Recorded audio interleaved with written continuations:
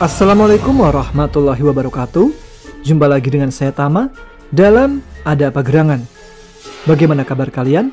Semoga selalu diberikan kesehatan dan juga rezeki yang cukup. Kita lanjutkan sebuah cerita mistis yang dialami oleh Riri ketika pulang ke desa masa kecilnya setelah 17 tahun. Bagi yang belum mendengarkan cerita sebelumnya, bisa cek link di deskripsi supaya tahu jalan ceritanya. Oke, yang sudah menantikan kelanjutannya, kita langsung saja menuju ke ceritanya. Teman-teman, ada pegerangan? Ceritanya mulai dari sini.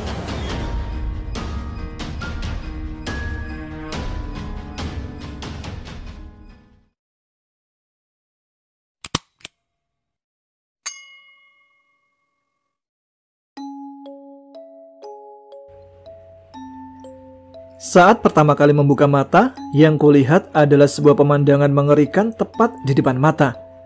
Tempat yang terasa sangat asing dengan banyaknya pohon-pohon tinggi di sekeliling tempatku berada. Di depanku saat itu, terlihat 3 sosok jasad manusia yang tergantung pada sebuah pohon besar. Tali tambang yang mengikat bagian leher ketiga jasad tersebut, banyak bekas noda darah yang sudah mengering. Seluruh badan dari masing-masing jasad yang tergantung tersebut terlihat sangat mengerikan. Banyak bekas luka akibat cakaran, atau lebih tepatnya adalah cabikan. Luka bekas sayatan benda tajam dari ketiga jasad tersebut bermacam-macam. Di bagian leher ketiganya terdapat luka sayatan melebar ke arah belakang. Berkali-kali aku memuntahkan isi dalam perut hingga badan terasa sangat lemas. Ketiga jasad tersebut sudah membusuk kaku. Dari dahan pohon besar yang dijadikan tiang gantungan ketiga jasad tersebut, muncul banyak tikus yang sedari tadi sudah menggerogoti tubuh busuk tersebut. Suasana di sekeliling sangat gelap. Apa yang kulihat saat itu semakin menambah rasa ketakutan yang sudah menjalar ke sekujur tubuh. Tiba-tiba terdengar suara yang berasal dari tengah kegelapan malam. Tepatnya berada di belakangku. Pandanganku terbatas karena gelapnya malam. Hanya perasaan mengatakan, jika di belakangku saat itu sudah ada sosok mengerikan yang sedang menyeret tubuh manusia. Terdengar suara erangan tertahan seperti suara perempuan yang sedang kesakitan. Dari balik pohon besar tempatku menyembunyikan diri, aku mencoba untuk melihat ke arah belakang. Jantung terasa berhenti berdetak. Kedua mataku melotot tertuju pada seorang gadis yang sedang diseret oleh sosok perempuan tua yang mengenakan baju pengantin Jawa, persis yang dikenakan oleh Mbak Murti. Dan aku sangat mengenal gadis yang sedang diseret oleh perempuan tua itu. Dia adalah Raya, teman yang selama ini tidak pernah meninggalkanku ketika aku dalam kesulitan. Dari balik pohon besar dengan pandangan samar karena suasana gelap, terus kuperhatikan sosok perempuan tua yang tengah menyeret Raya dari bagian kaki kanan Raya. Sosok perempuan tua tersebut masih menggunakan sanggulan pada rambutnya. Kain jarik yang dikenakan sebagai stylan bagian bawah sama sekali tidak menyulitkan dirinya untuk menyeret tubuh Raya. Badanku menggigil tidak karuan. Perasaan mulai tidak menentu antara kabur dari tempat itu ataukah menolong Raya yang terlihat masih bernafas. Tapi bagaimana caraku untuk menolong Raya? Jalan pikiranku benar-benar terasa buntu. Ditambah lagi, aku sangat sadar bahwa aku berada di alam lain karena semuanya terasa aneh dan amat membingungkan. Sosok perempuan tua yang mengenakan baju kebaya tersebut berjalan pelan sambil menyeret tubuh Raya yang mengerang kesakitan. Saat perempuan tua tersebut mulai melewati diriku dari balik pohon, aku mulai menggeser tubuhku ke arah samping agar badanku tidak terlihat dari balik pohon.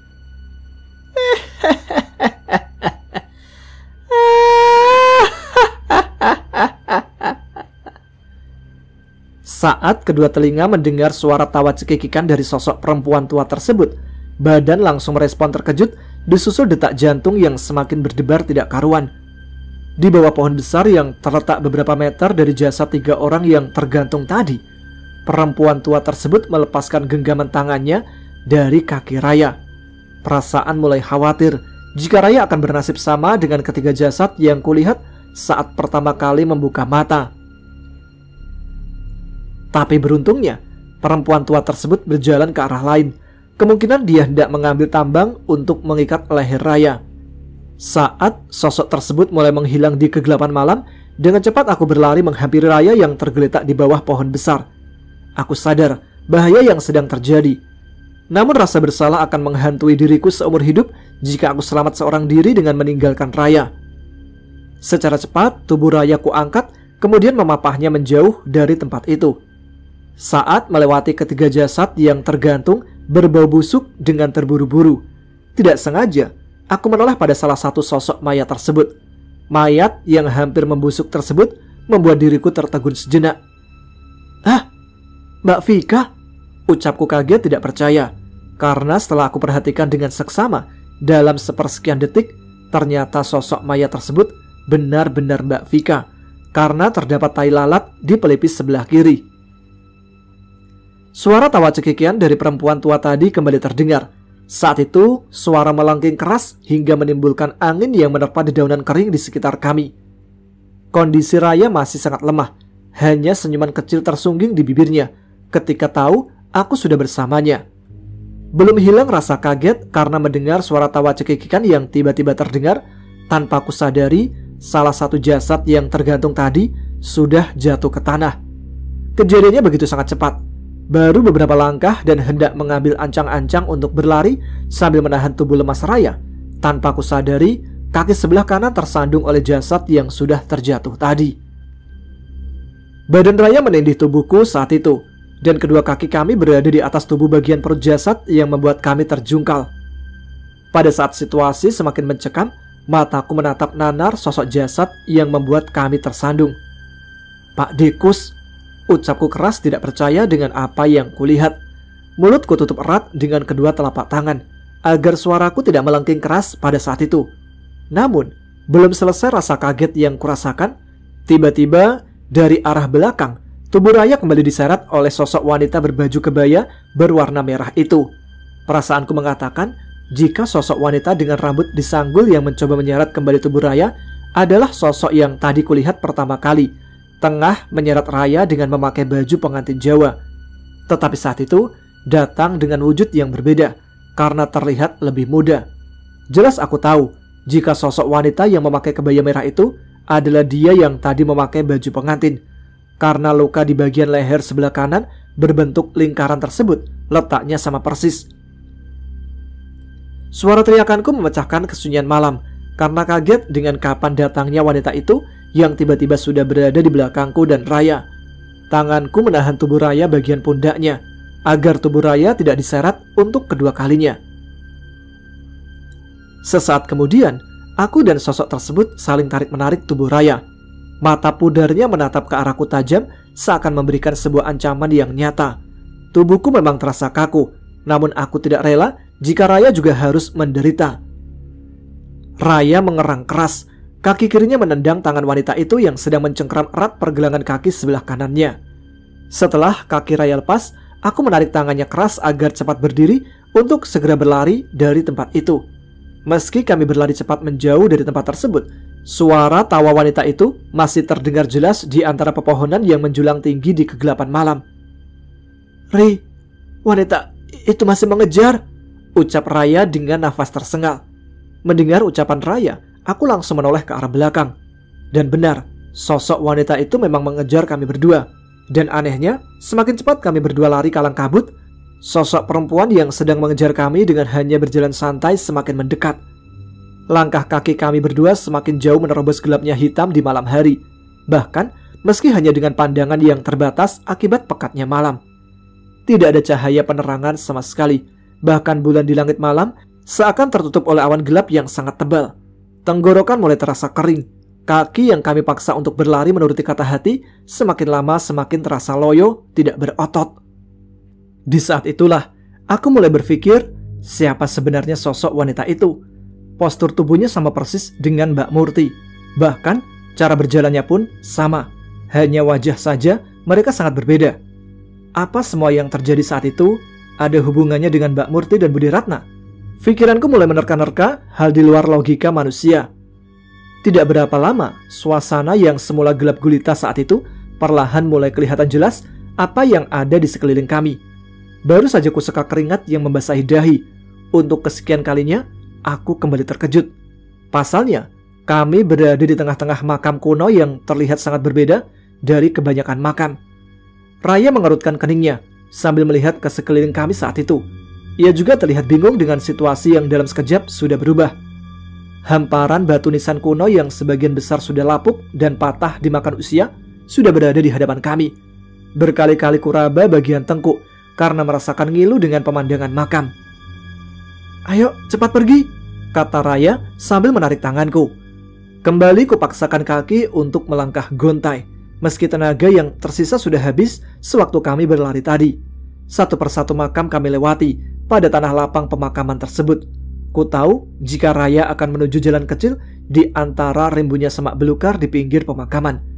Raya berjalan lebih dahulu, menyusuri jalan kecil keluar pemakaman. Meski beberapa kali kulit pipi tersentuh oleh dedaunan semak belukar ketika kami lalui, aku tidak merasakan gatal di kulit. Tidak jauh dari tempat pemakaman tadi, tercium bau busuk seperti bangkai tikus, atau lebih parah lagi. Beberapa lalat yang hinggap di dahan semak mulai berterbangan ketika kami melewatinya. Sambil menutup kedua lubang hidungnya, Raya mulai melangkahkan kakinya cepat. Aku sudah tidak kuasa menahan bau busuk yang menyengat di hidung. Berkali-kali aku muntah, hanya cairan bening yang keluar dari perutku melalui mulut. "Astagfirullahaladzim," seru Raya yang berdiri di depanku ketika aku membungkuk memuntahkan cairan bening.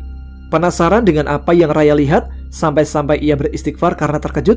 Baru saja aku melihat ke arah bawah, mataku terbelalak kaget setelah melihat apa yang ada di bawah sana.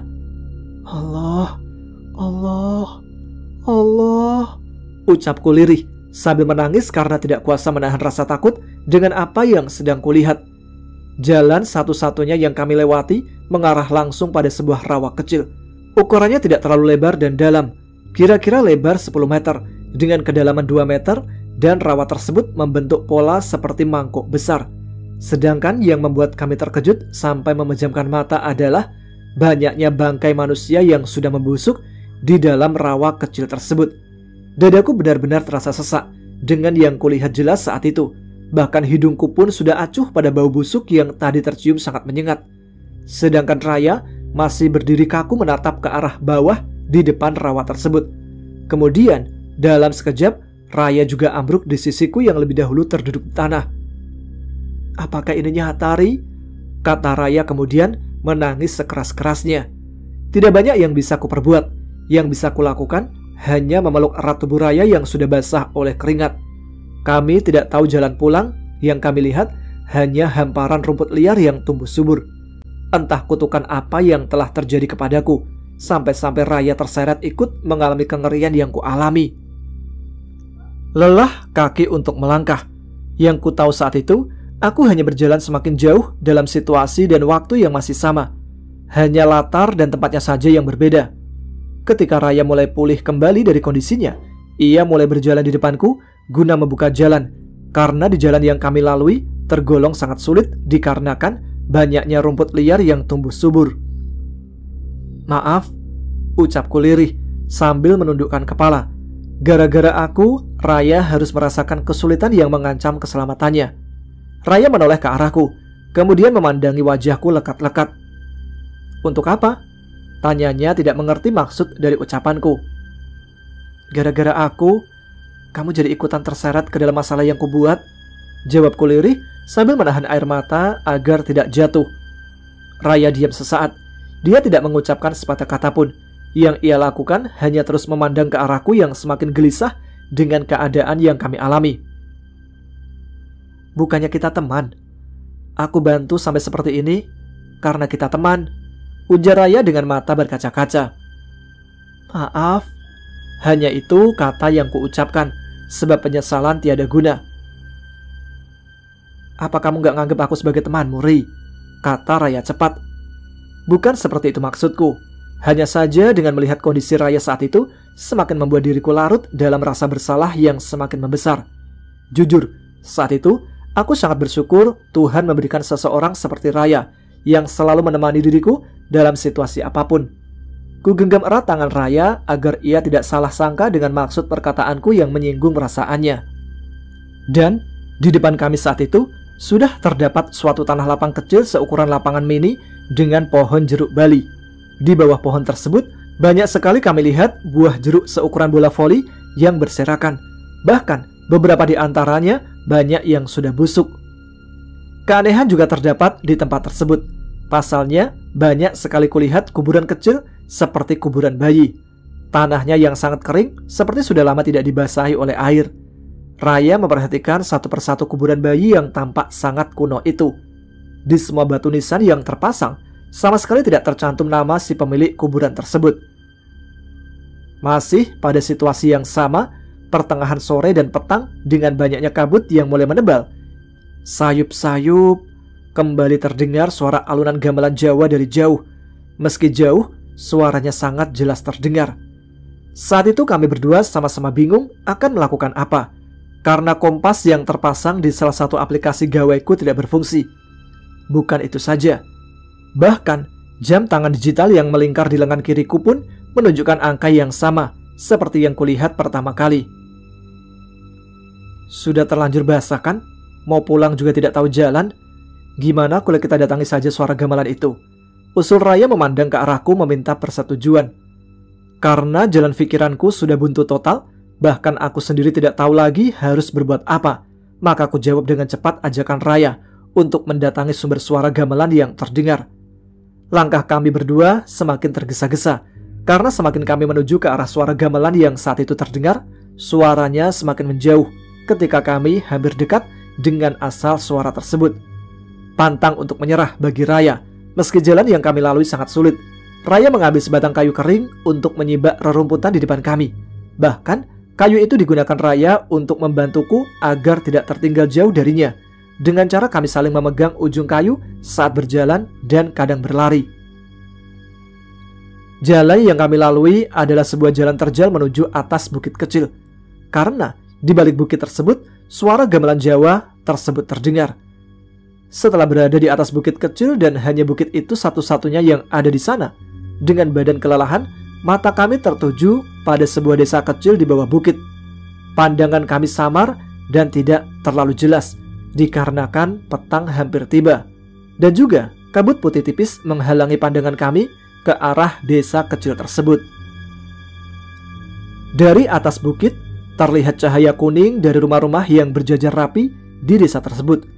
Sedangkan Raya yang berdiri di sampingku termenung dengan sorot mata tajam ke arah bawah, tepatnya pada desa yang kulihat. Desa itu terasa asing.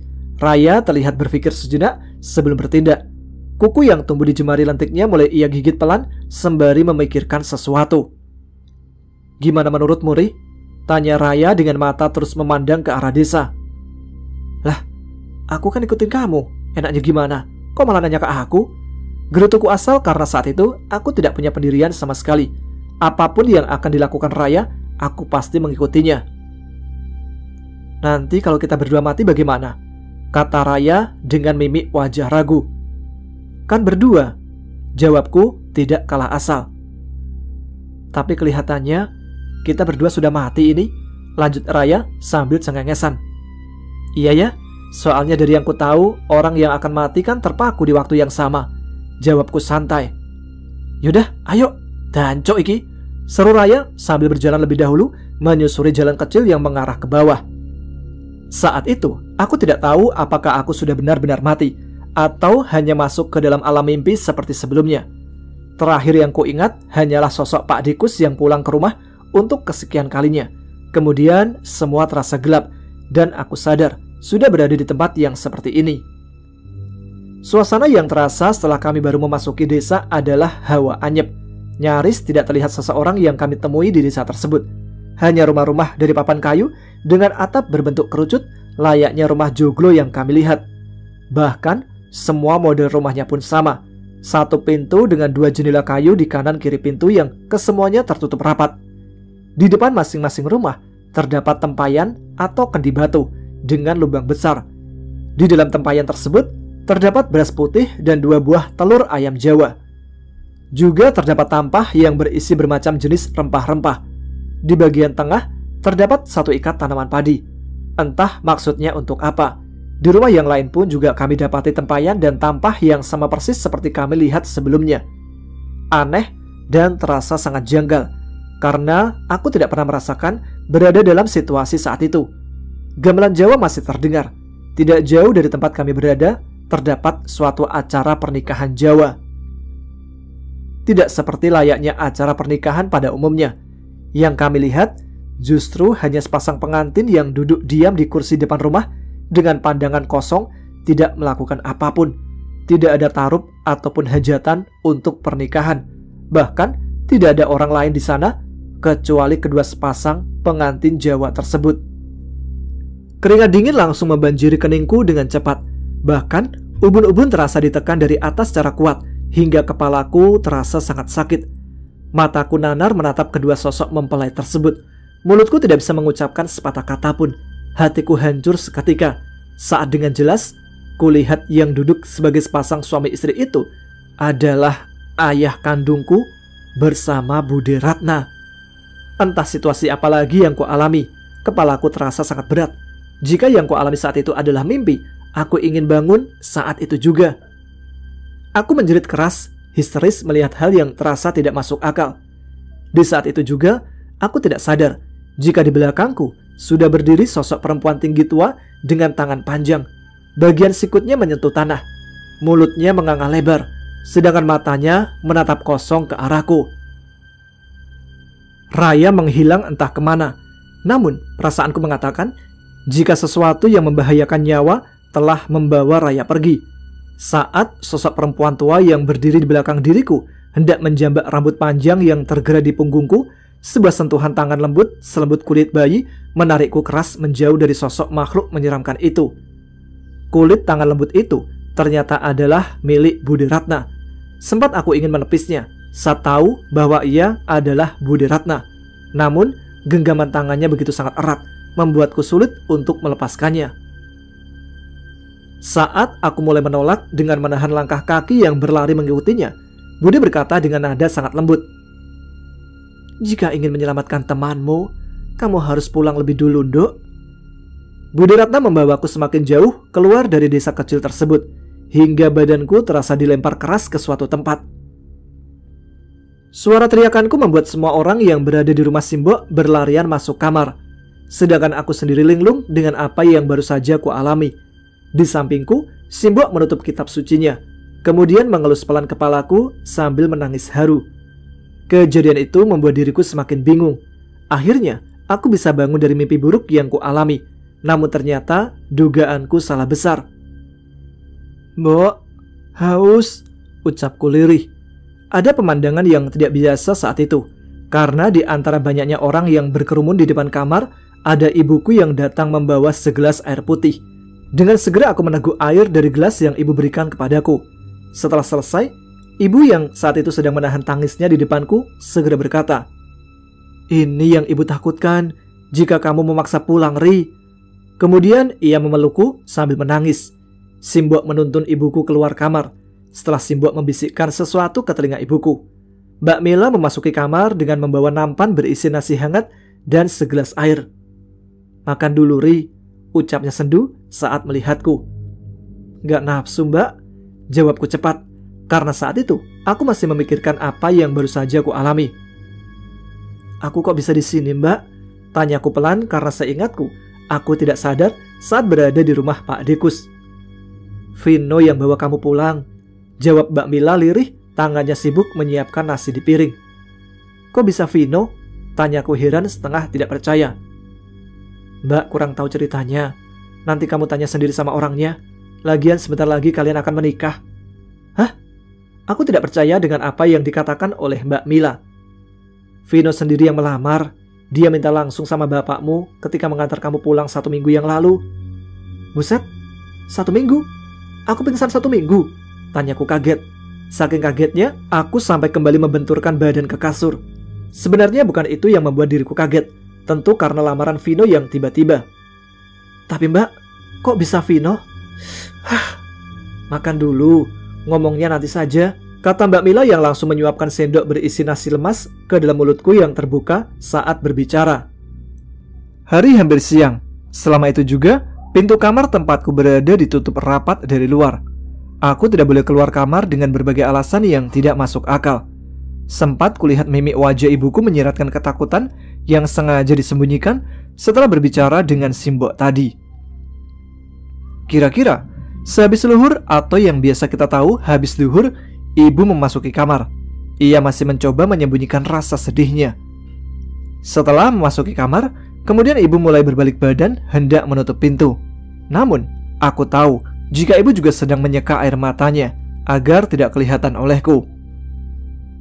Bu, aku ingin tahu apa yang terjadi kepadanya sehingga membuatnya terlihat sedih.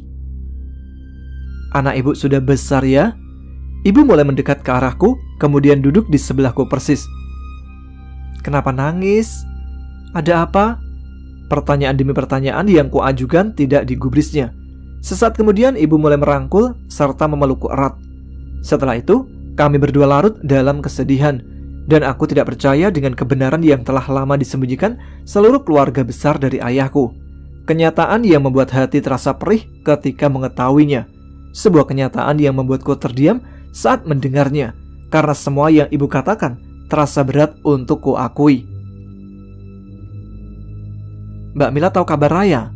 Tanyaku pada sosok gadis rupawan anak Pak D. Awing yang menemaniku di dalam kamar. Saat itu aku akan dipingit, lebih tepatnya disembunyikan di dalam kamar selama 3 hari 3 malam. Dan selama itu aku tidak boleh keluar sama sekali. Mbak Mila menghela nafas panjang sebelum menjawab pertanyaanku. Lebih parah dari yang kubayangkan. Badan Raya sudah menguning. Lanjutnya memalingkan wajah ke arah cermin. Mendengar hal itu membuatku ingin segera keluar dari rumah dengan segera. Mbak, aku ingin keluar. Raya butuh bantuanku. Ku coba untuk menjelaskan kepadanya agar Mbak Mila mengizinkanku untuk keluar menemui Raya. Gak bisa, Ri. Semua keluarga sudah sepakat. Ini jalan satu-satunya untuk menyelamatkan kamu. Tolong mengertilah. Jawab Mbak Mila menolak permintaanku. Tapi Mbak, sudah, tidak ada tapi-tapian. Ketimbang jadi petaka. Setelah Mbak Mila memotong ucapanku. Tolong Mbak, kali ini aja izinkan aku menolongnya, karena dia sedang menungguku. Perasaanku mulai cemas dengan terus memikirkan Raya yang masih tersesat di alam lain. Mbak Mila menatap tajam ke arahku. Pandangan matanya terfokus pada kedua mata hitam milikku. Kamu tahu caranya? Tahu? Budi Ratna yang memberikan petunjuk sebelum aku sadar. Karena Budi Ratna juga yang menolongku. Jawabku bersemangat, berharap Mbak Mila merubah pikiran untuk menolong diriku keluar dari dalam rumah. Tunggu sebentar, nanti aku kasih kode. Tapi janji ya, hanya untuk membantu Raya saja, Mbak Mila berkata sambil keluar kamar. Saking lamanya aku menunggu kabar dari Mbak Mila, hingga bantal dan kasurku cabik-cabik saking kesalnya. Sehabis azan sholat isya, pintu kamar diketuk dari luar dengan pelan. Ku tahu jika suara ketukan tersebut karena ulah Mbak Mila yang dari tadi mondar-mandir. Setelah aku melangkah mendekat, lalu mendekatkan telinga ke arah pintu, Mbak Mila berkata lirih dari luar. Setengah jam lagi. Kekesalan karena jenuh dan terpepet oleh waktu yang terbuang sia-sia kulampiaskan dengan cara mencakari kasur. Kapuk mulai berterbangan di dalam ruangan. Seandainya jendela tidak dipaku oleh penghalang oleh Mas Maman, mungkin aku akan kabur lewat jendela kamar. Badanku terkejut karena mendengar suara dari luar jendela kamar. Suaranya terdengar seperti ada seseorang yang sedang berusaha mencongkak jendela. Siapa? Suaraku terdengar parau saat bertanya pada seseorang di luar rumah yang belum ku ketahui siapa orangnya. Tidak ada jawaban saat itu. Seseorang di luar sana masih berusaha mencongkak jendela kamar tempatku berada. Kejadian tersebut membuat nyaliku menciut dengan tiba-tiba. Tanpa sadar, tubuhku sudah bersandar pada dinding sebelah pintu kamar dengan mata menatap nanar pada jendela kamar. Tiba-tiba, pintu kamar dibuka dan Mbak Mila masuk dengan tergesa ke dalam kamar. Lalu matanya menatap tidak percaya dengan kasur yang sudah acak-acakan dengan kapuk yang sudah bercacaran di mana-mana. Astagfirullah, Riri. Apa ini? Mbak Mila meminta penjelasan dengan suara kecil agar tidak menimbulkan kegaduhan. Aku yang mengacak-ngacak, Mbak. Jawabku santai sambil merengut. Kenapa? Tatapan matanya penuh selidik ke arahku. Kesal aja. Jawabku santai, membuang muka karena malu. Kesurupan. Kembali ucapan Mbak Mila seakan menelisik apa yang sudah kulakukan. Ya kesal aja nunggu lama. Jadi orang yang sabaran dikit, Dek, kata Mbak Mila sambil menggelengkan kepala tidak habis pikir dengan tindakanku. Tidak berapa lama, jendela terbuka sedikit. Mbak Mila segera menghampiri seseorang yang masih berusaha membuka jendela. Setelah jendela terbuka lebar, nampak sosok pemuda yang sangat kukenal sedang berdiri di luar jendela. "Vino?" Kataku tidak percaya bahwa orang yang membuka jendela tadi adalah dirinya. "Heh," sapanya sambil mengusap peluh di keningnya. "Titip adikku loh, Vin. Awas aja kalau sampai terjadi apa-apa," tegas Mbak Mila sebelum menyuruhku untuk keluar lewat jendela. "Tenang aja lah," jawab Vino berusaha membantuku untuk turun dari bangunan jendela. "Galak amat dah," ucap Vino ketika tangannya ku tepis karena berusaha membantuku. Saat itu perasaanku terlalu malu untuk bertemu dengannya.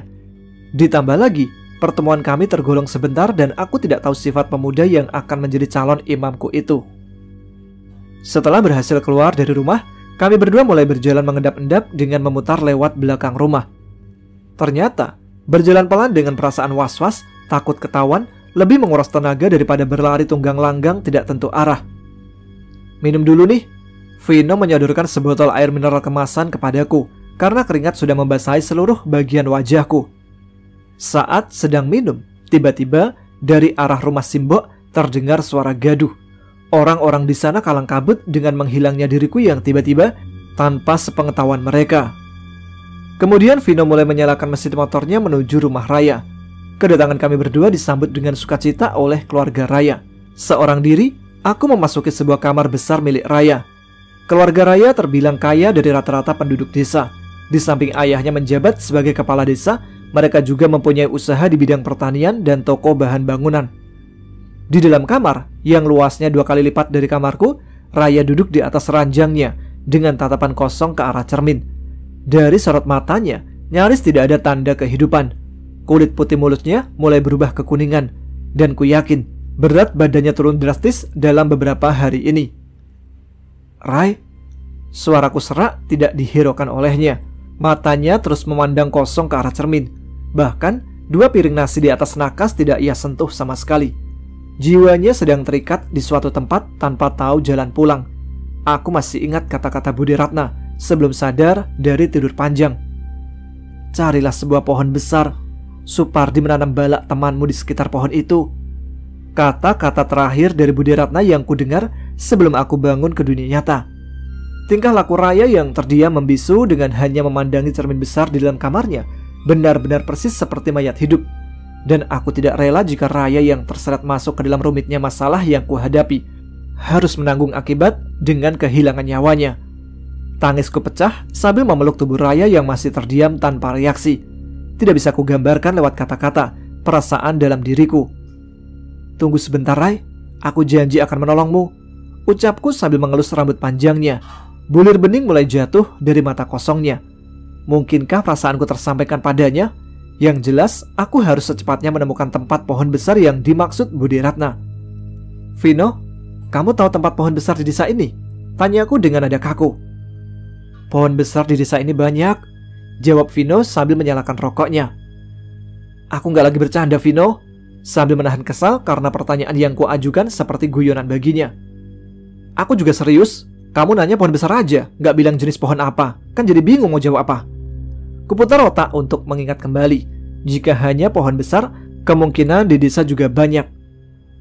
"Mungkin pohon yang dihuni oleh sosok makhluk gaib," kataku memberikan alasan.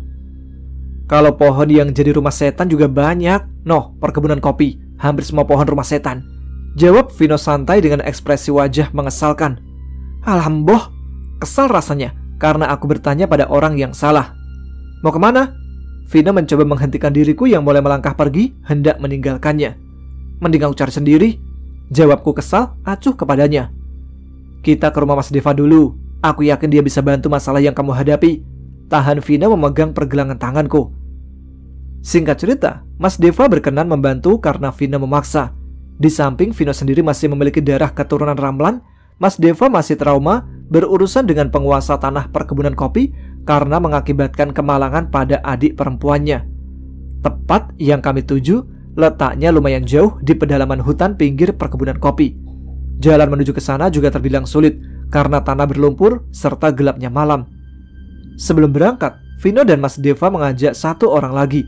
Pemuda itu juga yang pernah kujumpai bersama Vino dan Mas Deva sebelum memasuki perkebunan kopi guna mengubur mayat seseorang. Pemuda tersebut adalah Egy, dan Egy sendiri merasa terpukul dengan apa yang menimpa Raya.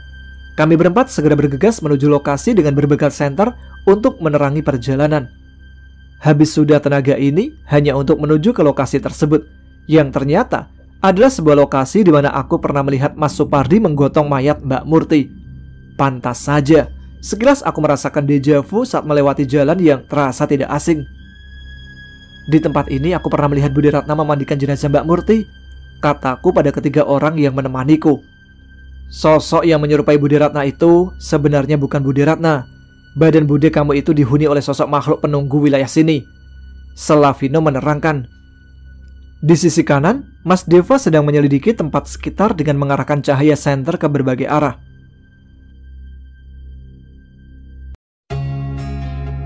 Baik, sampai di sini dulu cerita tentang memedi manten yang dialami oleh Riri. Kita lanjut ceritanya besok hari ya. Terima kasih buat kalian semua yang sudah support semua channel Ada Apa Gerangan. Jangan lupa subscribe bagi yang belum, tuliskan komen, tunjukkan eksistensi kalian. Saya Tama pamit, tetap semangat, jaga kesehatan. Wassalamualaikum warahmatullahi wabarakatuh.